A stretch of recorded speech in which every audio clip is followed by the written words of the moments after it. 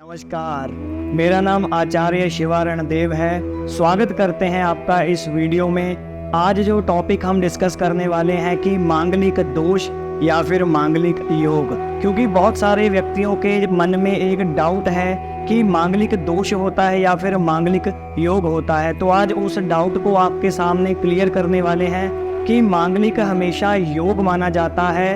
लोगों की गलत धारणा के अकॉर्डिंग इसको दोष मान लिया गया है। तो इस दोष के चलते अगर आप भी डेली लाइफ में हमेशा गुस्से से भरे रहते हैं और या फिर छोटी छोटी बातों पे चिड़चिड़ाहट आपके मन में भर जाती है, तो ऐसा हो सकता है कि आपके ऊपर मंगल ग्रह का प्रभाव हो। क्योंकि अगर आपकी लगन कुंडली में प्रथम, चतुर्थ, सप्तम, अष्टम या फिर द्वादश भाव में मंगल की स्थिति हो, तो ऐसे जातक को मांगलिक जातक माना जाता है।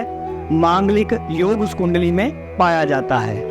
तो मांगलिक योग के लिए बहुत सारे लोगों के बहुत से कॉमन क्वेश्चन हो सकते हैं, जो लोग अक्सर पूछना चाहते हैं कि अक्सर यह मांगलिक योग होता क्या है। तो उसमें से आज पहला क्वेश्चन जो हम डिस्कस करने वाले हैं कि मांगलिक योग का व्यक्ति के ऊपर प्रभाव क्या पड़ता है। क्योंकि ऐसे जातक की कुंडली पे मंगल का प्रभाव है, तो मंगल एक बहुत ही एग्रेशन से भरा हुआ ग्रह माना जाता है।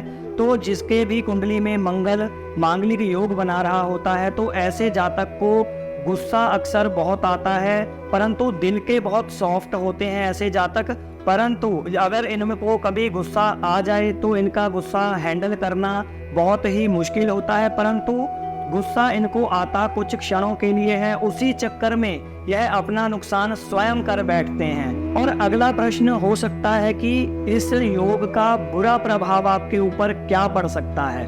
तो फर्स्ट ऑफ ऑल तो यह है कि यह जो जातक को बहुत ही गुस्से वाला बना देता है, जिसके चलते जातक अपने कार्य खुद ही बिगाड़ लेता है। और दूसरा, इनको इस दोष के चलते या फिर योग के चलते अक्सर चोट का भय लगा रहता है। तो बहुत ही सावधानी से इनको अपना जीवन व्यतीत करना चाहिए।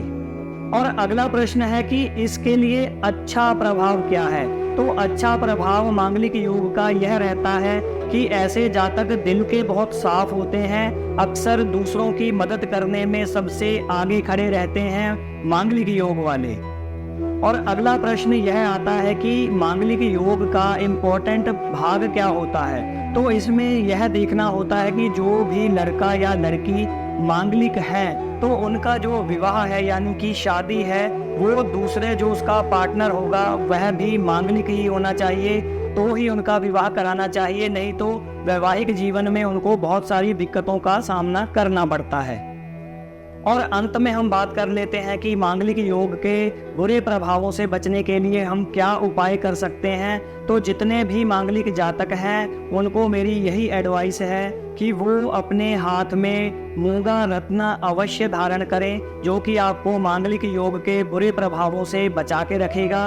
और हनुमान जी की नित्य प्रतिदिन अगर आप पूजा अर्चना करते रहें, तो आपको इस योग के बुरे प्रभाव नहीं अपितु अच्छे ही अच्छे प्रभाव मिलेंगे। तो अगर आप भी यह जानना चाहते हैं कि आपकी कुंडली में यह मांगलिक योग विद्यमान है या नहीं है, तो आज ही आप हमसे दिए गए नंबरों के ऊपर संपर्क कर सकते हैं और अपनी कुंडली विवेचन करवा सकते हैं। आपके साथ अगली वीडियो में फिर से मिलेंगे, तब तक के लिए नमस्कार।